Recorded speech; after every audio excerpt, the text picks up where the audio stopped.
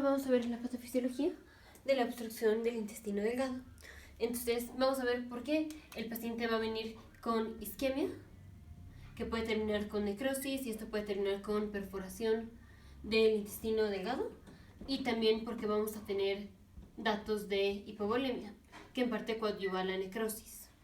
Entonces tenemos, aquí está el esófago, aquí está el estómago, primera porción del duodeno, segunda porción del duodeno, tercera porción del duodeno, cuarta, yeyuno, ilion, colon ascendente, colon transverso, colon descendente.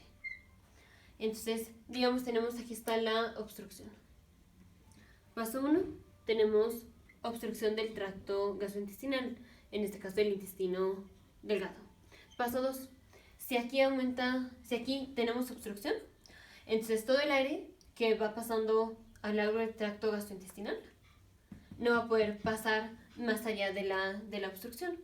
Aquí tenemos la cavidad oral y pues la cavidad oral está en contacto con el tracto gastrointestinal. Por aquí se mete el aire, así, aire, aire, aire, y hasta aquí.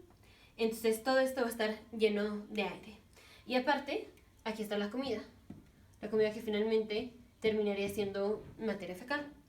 Pero como tenemos la obstrucción, no vamos a tener paso ni de materia fecal, ni de el aire, ni de los gases, en el caso de que tengamos una obstrucción completa. Y entonces, ¿qué pasa?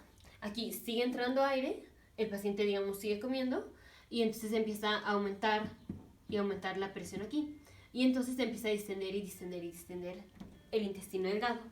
Entonces, paso 3, tenemos un aumento de la distensión del intestino delgado. Entonces, así se va distendiendo, distendiendo, distendiendo. Y tenemos las arterias.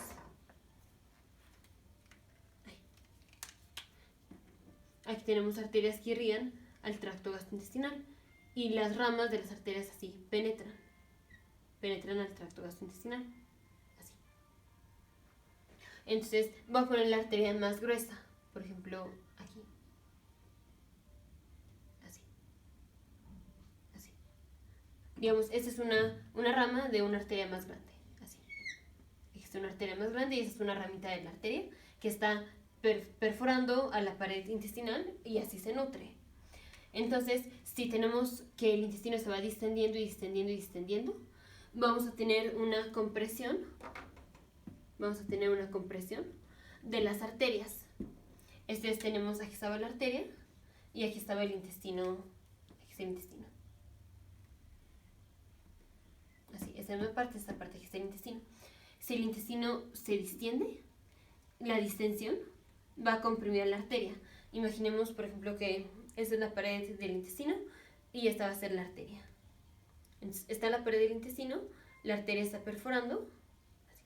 La arteria perfora la pared del intestino delgado, y si se distiende, entonces yo voy a hacer así, así, y voy a hacer así. Eso es distensión.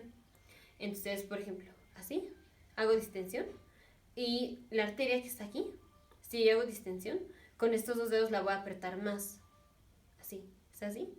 Y si hago así, la voy a apretar más, o sea, aquí está más apretado que si estuviera así. Al hacer así, aquí está más apretado.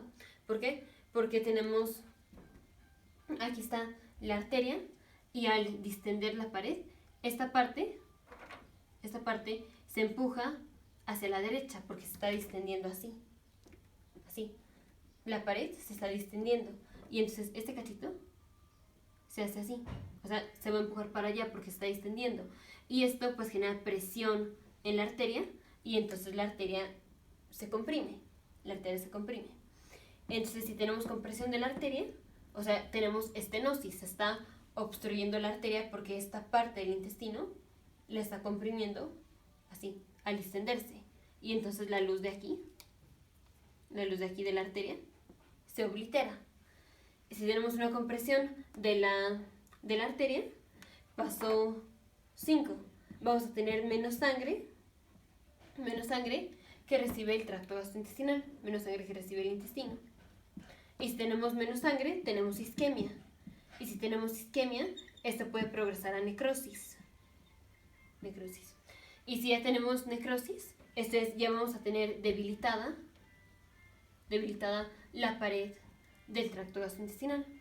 Entonces, si la pared ya está debilitada y sigue aumentando y aumentando la presión, finalmente se va a romper la pared del tracto gastrointestinal. Y entonces vamos a tener perforación.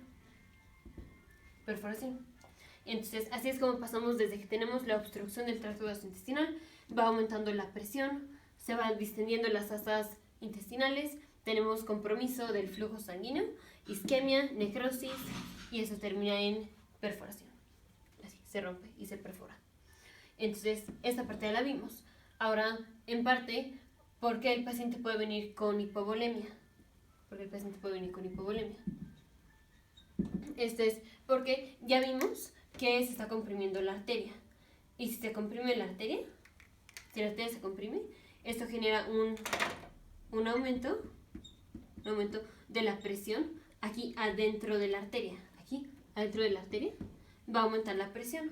Y esa presión que aumenta es la presión hidrostática. La presión hidrostática intracapilar. Si aumenta la presión hidrostática intracapilar, tenemos sangre aquí adentro. Sangre adentro de la arteria. Entonces imaginemos esta es la arteria. Aquí tenemos sangre. Si la arteria se comprime, pues esto va a comprimir la sangre. Y esto hace que aumente la presión hidrostática. ¿Y qué pasa? La sangre se empieza a chorrear. O sea, no la sangre como tal, el plasma. El plasma se empieza a chorrear, así. Y se empieza a salir del vaso. Porque tenemos células endoteliales y entre una célula endotelial y otra, por ahí puede pasar el líquido.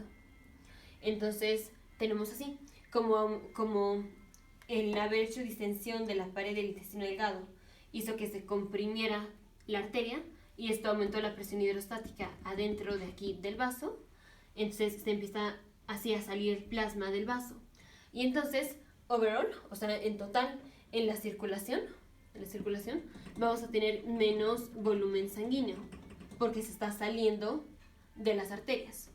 Entonces, aunque el paciente en total sigue teniendo la misma cantidad de líquido, tiene menos líquido o menos sangre en la circulación, porque el líquido, el plasma, que es básicamente agua de la sangre, se está chorreando, así, o sea, se está saliendo de los vasos hacia el espacio intersticial.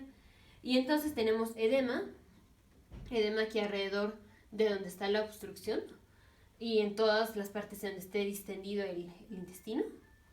Y tenemos menos sangre, menos volumen sanguíneo aquí dentro de la arteria y pues por tanto menos sangre en la circulación. Aunque este líquido sigue estando dentro del paciente, porque está en el intersticio.